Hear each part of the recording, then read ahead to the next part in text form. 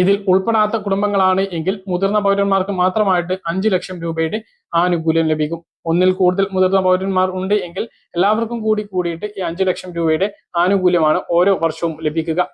ഈ പദ്ധതിയാണ് പരിഷ്കരിക്കണം എന്ന് പാർലമെന്റ് സ്ഥിരം സമിതി ശുപാർശ ചെയ്തിട്ടുള്ളത്. അതായത് രാജ്യത്ത് ആയുർദൈർഘ്യം കുറവാണ്. ഇതിന്റെ ഗുണം യഥാർത്ഥത്തിൽ ആളുകളിലേക്ക് എത്തണം എങ്കിൽ 70 വയസ്സ് എന്നുള്ളത് 60 വയസ്സാക്കി ചുരുക്കണം എന്നുള്ളതാണ് പ്രധാനപ്പെട്ട ശുപാർശ. അതുപോലെ തന്നെ 5 ലക്ഷം ചികിത്സ ഒരു വർഷത്തിൽ എന്നുള്ളത് 10 ലക്ഷമാക്കി ഉയർത്തണമെന്നും ഈ സമിതി തന്നെ ശുപാർശ ചെയ്യുന്നു. മറ്റൊന്ന്, ഗുരുതര രോഗങ്ങളുടെ ചികിത്സയുമായി ബന്ധപ്പെട്ട് പുതിയ പാക്കേജുകൾ, CT, MRI ഉൾപ്പെടെയുള്ള മറ്റ് സ്കാനിംഗ് ടെസ്റ്റുകളും ഇതിൽ ഉൾപ്പെടുത്തണമെന്നും സമിതി ഉൾപ്പെട്ട ഗുണഭോക്താക്കളുടെ ആശങ്കകൾ പരിഹരിക്കുന്നതിന് ഹെൽപ്പ് ഡെസ്കും പരാതി പരിഹാര സംവിധാനവും ഉൾപ്പെടുത്തണം. പദ്ധതിക്ക് കീഴിൽ ഉൾപ്പെട്ടിട്ടുള്ള എംപാനൽ ചെയ്തിട്ടുള്ള ആശുപത്രികളുടെ ക്ലെയിമുകൾ തീർപ്പാക്കുന്നതിലുള്ള കാലതാമസം